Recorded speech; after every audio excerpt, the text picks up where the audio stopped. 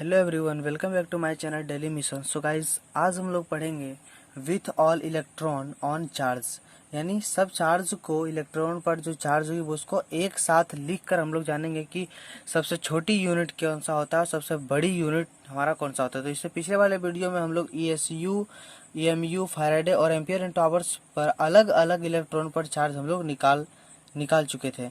तो इसमें हम लोग एक साथ लिख के जानेंगे कि किसका कौन सा यूनिट होता है। ठीक है, तो ESU पर जो इलेक्ट्रॉन का चार्ज होता है वो होता है 4.8 इंटू 10⁻⁻10 ESU। EMU पर इलेक्ट्रॉन का चार्ज 1.6 इंटू 10⁻20 EMU। फैराडे पर 1.6 इंटू 10⁻24 फैराडे और ampere into hours per 0.5 into 10⁻22 ampere into hours. So guys, अब हम लोग आगे बढ़ते हैं और पढ़ेंगे कि चार्ज को मापने का जो सबसे छोटी मात्रक होती है, सबसे छोटी यूनिट होती है, वो कौन सी होती है? वो होती है हमारे पास फैराडे। क्यों? क्योंकि यहाँ पे फैराडे में देखिए 10⁻24, मतलब ये सबसे छोटी है। अब आपको लगता होगा यहाँ पे -10 है, यहाँ पे -20, -24, -22, सबसे छोटा तो हमारे पास ये हुआ, लेकिन नहीं, हमको यहाँ पे देखना है। कैसे?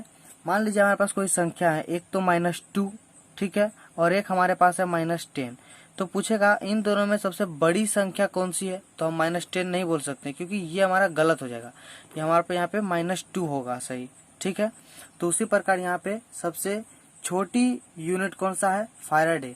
ठीक है, क्योंकि और फैराडे का वैल्यू 1.6 इंटू 10⁻24 फैराडे होता है।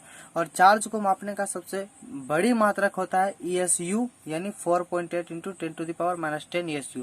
सबसे छोटी वैल्यू है, इसलिए यहाँ पे सबसे ये बड़ी है।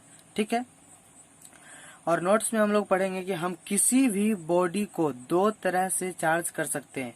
यह हम लोग आपको पिछले वीडियो में भी आप लोगों को हम बता चुके थे कि हम किसी भी बॉडी को दो तरह से चार्ज कर सकते हैं। एक तो इलेक्ट्रॉन की कमी करके, दूसरा इलेक्ट्रॉन की संख्या को बढ़ाकर। एक इलेक्ट्रॉन की कमी करके, एक इलेक्ट्रॉन की संख्या को बढ़ाकर। ठीक है, सो गाइस, अब हम लोग पढ़ेंगे number of electron and number of proton. So if किसी परमाणु में, मतलब तो यदि किसी परमाणु में, एटम में number of electron number of proton equal, तो वो न्यूट्रल एटम होगा, यानी उदासीन परमाणु। इसका मतलब क्या होगा कि यदि इलेक्ट्रॉन की संख्या प्रोटॉन की संख्या के बराबर हो जाती है तो हमारा क्या होगा? न्यूट्रल एटम, यानी उदासीन परमाणु।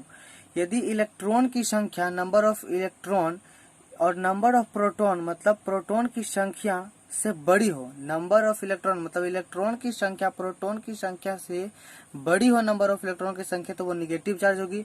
और यदि नंबर ऑफ इलेक्ट्रॉन से बड़ी हो नंबर ऑफ प्रोटॉन की संख्या, मतलब प्रोटॉन की संख्या अगर नंबर ऑफ इलेक्ट्रॉन से बड़ी हो, तो वो होगा हमारे पास क्या? पॉजिटिव चार्ज होगा। ठीक है, सो गाइस, यहाँ हम लोग लिखे हैं बेसिक। ठीक है, हम लोग अभी कुछ एक बेसिक सीखेंगे जो कि आप लोग उस बेसिक को रोज यूज करते हो बोल चाल में, लेकिन आप ये मतलब उसमें फर्क, कोई इफेक्ट नहीं ढूंढ पाते हो कि क्या होता है। जिससे हमारे पास एक एग्जांपल मान लीजिए हम लेते हैं। ठीक है, एक हमारे पास एक हम एग्जांपल लेते हैं कि 1 मीटर बराबर हो गया हमारे पास 100 सेंटीमीटर। तो यहाँ पे यूनिट में अगर पूछे तो यूनिट में बड़ा कौन सा है? इसका यूनिट बड़ा है इसके यूनिट से। ठीक है, इसका यूनिट बड़ा है इसके यूनिट से। ठीक है, लेकिन जिसका यूनिट बड़ा होगा उसकी संख्यात्मक मान, यानी न्यूमेरिकल वैल्यू कम होगी। जैसे यहाँ पे इसकी यूनिट तो कम है इसकी यूनिट से, क्योंकि ये 1 मीटर, ये 100 सेंटीमीटर है, तो सेंटीमीटर तो मीटर से कम हुआ यूनिट में। लेकिन इसका न्यूमेरिकल वैल्यू अधिक है, क्योंकि यहाँ पे न्यूमेरिकल वैल्यू 1 ही है, यहाँ पे 100 है। ठीक है, तो इससे ये पता चलता है कि जिसका यूनिट बड़ा होगा उसका न्यूमेरिकल वैल्यू कम होगा, जिसका यूनिट छोटा होगा उसका न्यूमेरिकल वैल्यू अधिक होगा। जैसे हमारे पास एक और एग्जांपल है, वो एग्जांपल है 1 kg बराबर 1000 ग्राम। ठीक है, तो यहाँ पे न्यूमेरिकल वैल्यू हमारे पास इसका अधिक है, क्योंकि इसका यूनिट कम है, उसका यूनिट अधिक है, तो इसका न्यूमेरिकल वैल्यू हमारे पास क्या है? कम है। सो गाइस, आज तक के लिए इतना ही। अगर वीडियो अच्छी लगे तो लाइक कीजिए अपने